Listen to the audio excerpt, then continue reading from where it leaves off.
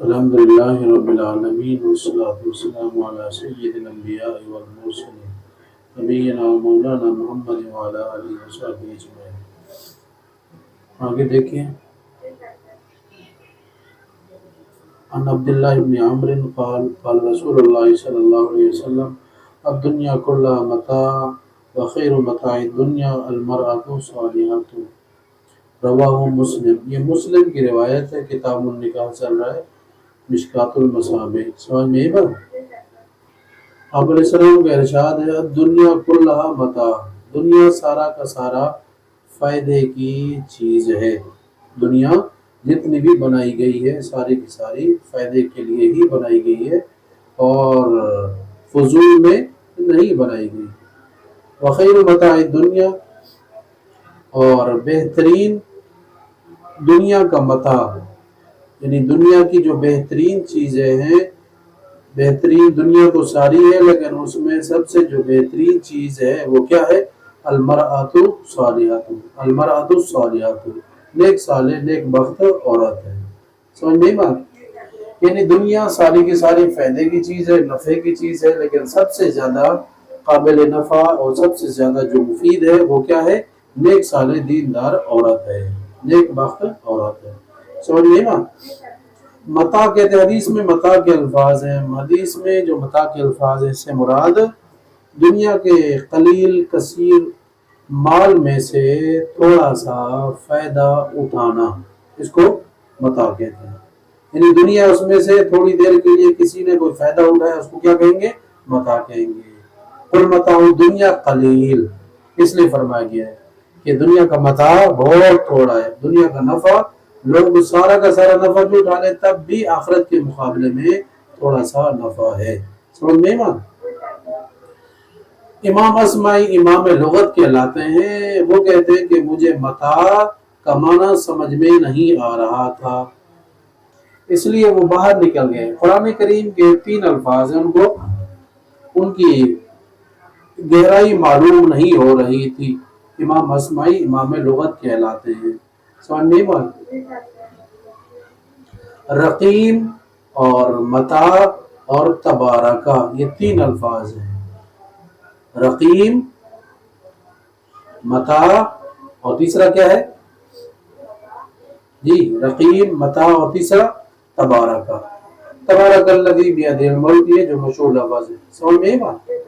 تو انہوں نے سوچا کہ میں گاؤں دیہات میں جاؤں، گاؤں دیہات میں چونکہ فصیح لوگ زیادہ ہوتے ہیں، واضح صاف ستھری گفتگو کرتے ہیں، الفاظ صحیح طور پر ان کی گہرائی معلوم ہو جاتی ہے۔ تو وہ کہتے ہیں میں گاؤں میں گیا، کچھ عورتیں برتن دھو رہی تھی، تو ان میں ایک بچی تھی کہ جو ایک کنویں کے کنارے اپنے برتن دھو رہی تھی، اور اس کے برتن دھونے کے لیے جو صابن ہوتا ہے اور صابن کے اوپر ایک کپڑا ہوتا ہے، کپڑا لگا کر پھر برتنوں کو مانجا جاتا ہے، صاف کیا جاتا ہے۔ سمجھ میں بات؟ یہ عورتیں عموماً زیادہ کرتی ہے کام۔ اس کو ٹاکی بھی کہیں، اس کو کپڑا بھی کہیں، اس کو میلا چکناہٹ والا کپڑا بھی کہیں تو یہ کہہ سکتے ہیں۔ سمجھ نہیں بات؟ یہ برتن دھو رہی تھی تو دھوتے وقت ایک کتا آیا، اور وہ کتا آ کر اس نے وہ جو صابن چکناہٹ والا جو کپڑا تھا، صابن جس کے اوپر لگایا گیا تھا برتن دھونے کے لیے، تو وہ میلا کچیلا وہ جو کپڑا تھا صابن لگا ہوا چکناہٹ والا، وہ کپڑا وہ کتا اٹھا کر چلا گیا، بھاگ گیا۔ تو اس لڑکی نے اپنی ماں کو آواز دی، کہا یا امّا جاء الرقیم، یا امّا جاء الرقیم واخذ المتاع وتبارک الی الجبل، یا امّا جاء الرقیم واخذ المتاع وتبارک الی الجبل، اے اماں جان، اس نے آواز دی جاء الرقیم، کتا آ گیا ہے، اور آ کر اس نے واخذ المتاع، اور اس نے ہمارا متاع، وہ جو ٹاکی تھی، وہ جو کپڑا تھا میلا کچیلا چکناہٹ والا، واخذ المتاع، اس نے ہمارا وہ متاع وہ کپڑا اٹھا لیا ہے چکناہٹ والا جس سے برتن دھوئے جاتے ہیں۔ سمجھ میں بات؟ اور تبارک الی الجبل، اور وہ اوپر پہاڑ کی بلندی کے اوپر چڑھ گیا ہے۔ تو امام اسمعی رحمہ اللہ کہتے ہیں کہ 3 الفاظ مجھے ایک بچی کی زبان سے جو فصیح تھے سمجھ میں آ گئے۔ وہ اس طور پر کہ متاع کا معنی سمجھ میں نہیں آ رہا تھا تو اس بچی نے کہہ دیا کہ متاع کتا لے گیا. متاع کیا تھا؟ وہ پاکی سی تھی، ایک چکناہٹ والا جو کپڑا تھا وہ مراد تھا. سمجھ میں بات؟ جار رقیم کیا ہے؟ رقیم سے مراد یہ جو اصحاب کہف کا کتا ہے، لفظ ہے رقیم قرآن میں، تو اس سے مراد کتا ہے. تو یہ بھی سمجھ میں نہیں آ رہا تھا تو اس نے رقیم کہا کہ کتا آ گیا ہے. اور تیسرا لفظ کیا تھا؟ تبارکا. اس نے یہ ساتھ یہ بھی کہا تبارک یا الجبل، اور وہ بلند و بالا جگہ کے اوپر چڑھ گیا ہے. تو تبارکا کا معنی بلند و بالا، بڑا ہونا، بلند و بالا ہونا. تو یہ چونکہ کتا اس کپڑے کو، میلے کچیلے کپڑے کو اٹھا کر پہاڑ کے اوپر چڑھ گیا تھا تو اس کا معنی بلند و بالا. سمجھ میں بات؟ جی. تو یہ آسان سا خلاصہ ہے دنیا کے اس متاع کے لفظ کو جو اللہ نے یا حدیث میں استعمال کیا گیا ہے کہ دنیا بہت تھوڑی سی چیز ہے آخرت کے مقابلے میں. اگلی روایت ہے حضرت ابو ہریرہ رضی اللہ عنہ قال قال رسول اللہ صلی اللہ علیہ وسلم قال رسول اللہ صلی اللہ علیہ وسلم خیر النساء رکبنا الابل صالح النساء قریش احناه على ولد في صغره وارعاه على زوج في ذات يده. متفق علیہ. یہاں عورتوں کی آپ علیہ السلام نے تعریف کی ہے اور بطور خاص عرب کی عورتوں کی تعریف کی ہے ان کی خوبی کی وجہ سے.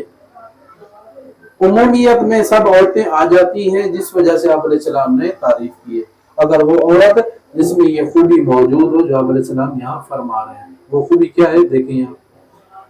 خیر النساء بہترین عورت، بہترین عورتیں کون سی ہیں؟ بہترین عورتیں رکبن الابلا جو اونٹ کے اوپر سوار ہوتی ہیں، صالح النساء قریش قریش کی وہ نیک خصلت عورتیں ہیں جو اونٹ یا اونٹنی کے اوپر سوار ہوتی ہیں. یہ عرب کی عورتوں کی خصوصیت ہے کہ وہ اونٹ یا اونٹنیوں کے اوپر سوار ہوتی ہیں.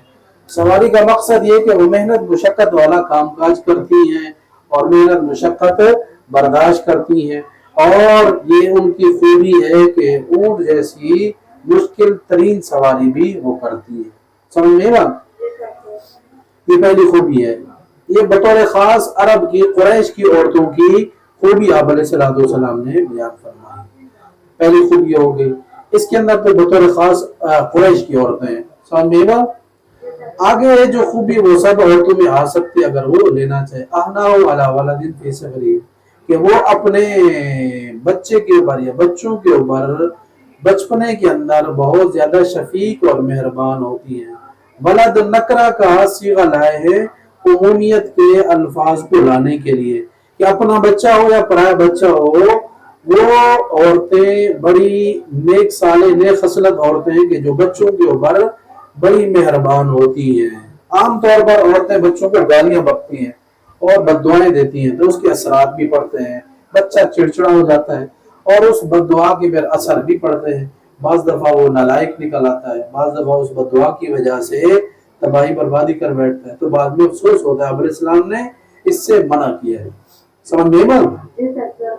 اناؤ مانا اس کا نسا ینسر سے یہ باب ہے، انا یحنو سے. سمجھ میں بات؟ مراد شفیق اور مہربان ہونا بچے کے اوپر. اب یہ جو نکرہ ہے اپنا بچہ ہو تو اس کے اوپر مہربان ہے تب بھی اس کو یہ خوبی ملے گی. بطور خاص یتیم بچہ ہو یہ لفظ اس کے لیے استعمال ہوتا ہے، یعنی اس کا شوہر انتقال کر گیا ہے، بچے کا باپ انتقال کر گیا ہے، اس کی پرورش کر رہی ہے، یا کسی ایسے یتیم بچے کی پرورش کر رہی ہے کہ جو کسی دوسرے کا ہے یہ اس کی دیکھ بھال کر رہی ہے. اسی طرح کسی پرایا بچہ ہے اس کے اوپر بھی مہربان شفیق ہے، یہ بھی بات عورت کے لیے قابل تعریف ہے. سمجھ گئے بات؟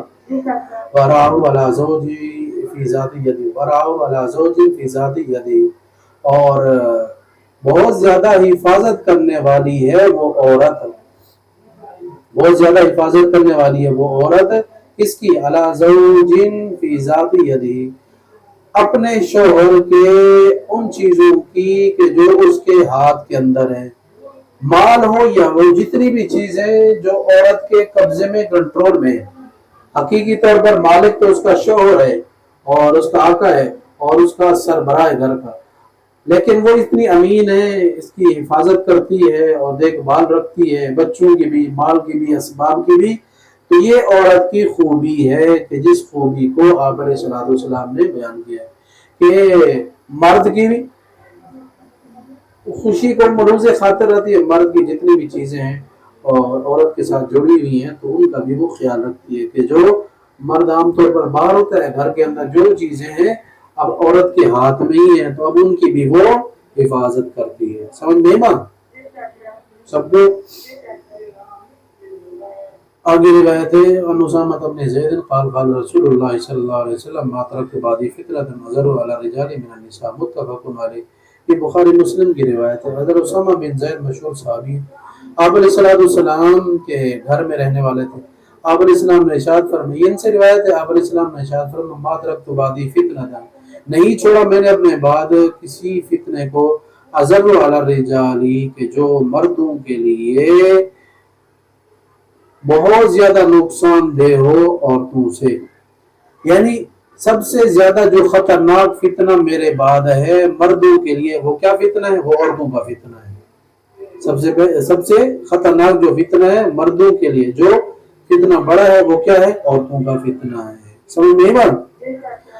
عورت اگر نیک صالح ہے، دین اور اخلاق کے ساتھ مزین ہے تو وہ حور ہے اور رحمان کی بندی ہے اور بہت قابل تعریف ہے۔ اگر دین سے اور کسی ذمہ داری سے آزاد ہے تو پھر وہ شیطان کی رسی ہے، شیطان کا آلہ ہے اور بہت بڑا فساد ہے۔ تو یہ عورت سے مراد یہ عورت ہے، وہ عورت مراد نہیں ہے کہ جو نیک صالح عورت ہو، وہ تو فتنہ نہیں ہے، وہ تو رحمت ہے، وہ تو اللہ تعالیٰ کی طرف سے بندوں کے لیے یا پھر گھر والوں کے لیے، شوہر کے لیے بہت بڑا انعام ہے۔ سمجھ میں نا؟ فتنہ عورتوں کے ذریعے سے زیادہ آیا ہے، اس لیے آپ علیہ الصلوۃ والسلام نے آگے بھی ہے کہ جو پہلا فتنہ بنی اسرائیل میں آیا وہ عورت کا فتنہ ہے۔ دنیا میں جو سب سے پہلا قتل ہو وہ بھی حابیل کو، جو قابیل، آدم علیہ السلام کے دو بیٹے تھے قابیل اور حابیل، قابیل نے حابیل کو جو قتل کیا وہ بھی عورت کی وجہ سے، وہ اپنے نکاح میں لانا چاہتا تھا جو درست نہیں تھا، تو اس نے جو حابیل کی حق میں آنے والی تھی تو اس نے اپنے ہی بھائی کو قتل کر دیا تاکہ اس کی عورت میرے پاس آ جائے۔ تو پہلا قتل عورت کی وجہ سے آیا۔ سمجھ نہیں مان؟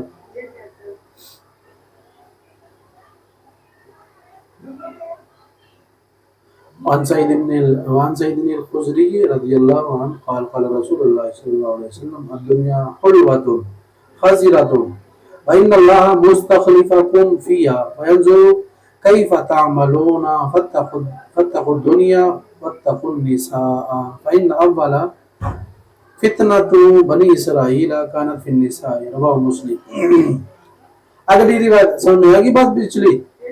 اگلی روایت حضرت ابو سعید خدری رضی اللہ عنہ سے کہ آپ علیہ السلام نے ارشاد فرمایا الدنیا حلوۃ، دنیا لذیذ اور میٹھی ہے، یعنی اچھی ہے، دنیا اچھی ہے، بندے کو پسند ہے، خضرۃ اور جاذب نظر ہے، سرسبز شاداب ہے۔ سبزہ اچھا اس لیے لگتا ہے کہ نظر میں جیسے آتا ہے تو نظر میں جم جاتا ہے اور اچھا لگتا ہے، دل کی کیفیت چینج ہو جاتی ہے۔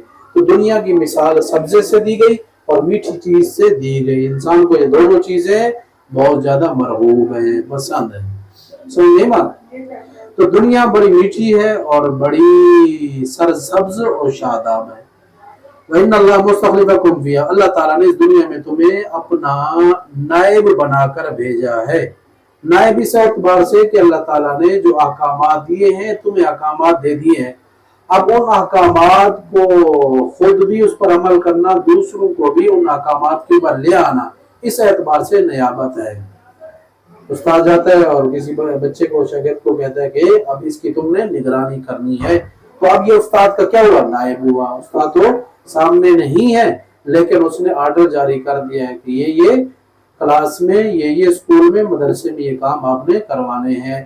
تو انسان کو اللہ نے نائب بنایا ہے، خود بھی ڈائریکٹ بھی اللہ آرڈر کر سکتا ہے، لیکن یہ دنیا ہے، اللہ نے جو کہا ویسا کرنا پڑے گا. سمجھ نہیں بات؟ مستقبلکم فیہا فینظروا، اللہ دیکھ رہا ہے کیف تعملون، تم کیسے اعمال کرتے ہو. دنیا کے چکر میں جو دنیا لذیذ ہے، ہری بھری ہے، اس کے پیچھے لگ جاتے ہو یا پھر اللہ کے حکم کو دیکھتے ہو. یہی تو دنیا ہے، یہی تو امتحان ہے. فاتقوا الدنیا، اس لیے تم دنیا سے بچو، یعنی دنیا میں احتیاط سے رہو، جو اللہ نے طریقہ کار بتایا اس کے مطابق عمل کرو. پھر دنیا میں جو اہم ترین چیز ہے اس سے بچنے کا بطور خاص ذکر کیا گیا. واتقوا النساء، عورتوں سے بھی بچو، مراد یہ کہ عورتوں کے فتنے سے بھی بچو. خطرناک فتنہ یہی ہے. سمجھ نہیں بات؟ فإن أول فتنة بنی اسرائیل، اس لیے کہ بنی اسرائیل کے اندر جو سب سے پہلا فتنہ آیا تھا کانت فی النساء، وہ عورتوں میں فتنہ آیا تھا، یعنی عورتوں کی وجہ سے فتنہ لوگوں میں پھیلا تھا. اول فتنے کی طرف اشارہ جو کیا گیا ہے وہ فتنہ مراد موسیٰ علیہ السلام کے زمانے میں وہ اس کا ظہور ہوا. موسیٰ علیہ السلام نے شام کے علاقے میں قوم جباروں، قوم عمالقہ کے خلاف جہاد کا حکم دیا اور جہاد کے لیے تشریف لے گئے. اور پھر اس قوم کے اندر ایک بزرگ تھا جو نیک تھا، اس کا نام بلعام بن باورا تھا اور مستجاب الدعوات تھا. اس کی کوئی خوبی تھی کہ جس کی وجہ سے اس کی جو بھی دعا ہوتا کرتا قبول ہوتی. تو اس قوم کے خلاف موسیٰ علیہ السلام اپنے ہزاروں کی تعداد میں بنی اسرائیل کو لے اور فوج کی صورت میں ان پر چڑھائی کی، جہاد کرنا چاہا. جب قریب آئے تو قوم نے بڑی لالچ دی بلعام بن باورا کو کہ تم مستجاب الدعوات، تو ان کو بد دعا کرو یہ ہلاک ہو جائے. بلعام بن باورا نے کہا کہ یہ سامنے نبی ہے، کیسے میں بد دعا دے سکتا ہوں. تو آخر کار پھر قوم نے عورتوں کو مال دے کر بھیجا کہ تم جا کر بلعام بن باورا کی منہ سماجت کرو. تو پھر یہ ان کی بات میں آ گیا اور مال کے چکر میں، عورتوں کے چکر میں اس نے بد دعا کے لیے گدھے کے اوپر سوار ہوا. تو گدھے نے بھی کہا کہ باورا، بلعام بن باورا کہاں لے جا رہے ہو، سامنے تو پیغمبر ہیں، ان کے خلاف تم چلو گے، خود بھی مرو گے، مجھے بھی مرواؤ گے. تو گدھا چلنے سے اس نے انکار کر دیا، لیکن یہ نیچے اترا اور پہاڑ کے اوپر چڑھنے لگا.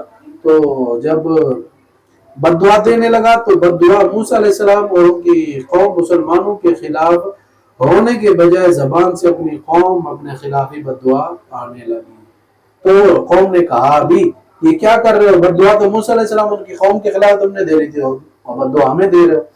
اس نے کہا میں کیا کروں، الفاظ میں ان کی طرف بولنا چاہتا ہوں اور وہ دعا بد دعا تمہاری طرف ہی آ رہی. آخر کار اس کی زبان سینے تک باہر نکل آئی اور اسی مردار کو موت میں ہی مرا.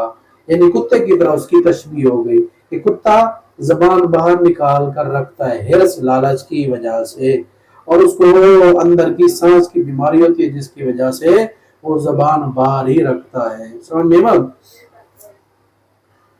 تو اس فتنے کی طرف اشارہ کیا علیہ السلام نے، جو پہلا فتنہ بنی اسرائیل میں آیا تھا یہ فتنہ تھا. اس کے بعد کیا فتنہ ہوا، بلعام بن باورا نے کہا کہ اب میں بھی مر رہا ہوں اور تم بھی مر رہے ہو، آخری بچنے کی صورت یہ ہے کہ اپنی خوبصورت لڑکیوں کو، خوبصورت عورتوں کو موسیٰ علیہ السلام کی فوج میں، خیموں میں اندر داخل کر دو.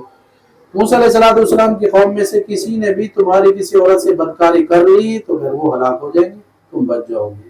تو آخر کار موسیٰ علیہ السلام کی فوج میں حسین ترین لڑکیوں کو بھیجا گیا، کوئی فوجی نہیں بھدکا. آخر کار ایک زمزم شخص جس کا نام تھا، نامی شخص نے ایک عورت سے بدفعلی کر لی، بری حرکت کر لی، زنا کر لیا.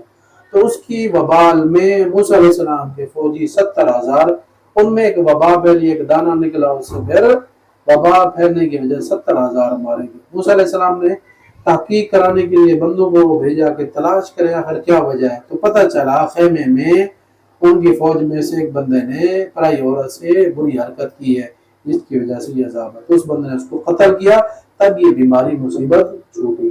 تو یہ بندے کو قتل کیا، فوجی کو قتل کیا، اس کے بعد پھر یہ بیماری ختم ہوئی. تو پتہ چلا کہ بیماریاں، مصیبتیں، آفتیں گناہوں کے وبال کی وجہ سے آتی ہیں. تو گناہوں سے توبہ کرنا چاہیے. سمجھ گئی بات؟ چلیں بس یہاں تک. السلام علیکم ورحمۃ اللہ وبرکاتہ. دوہرا لیں. السلام علیکم.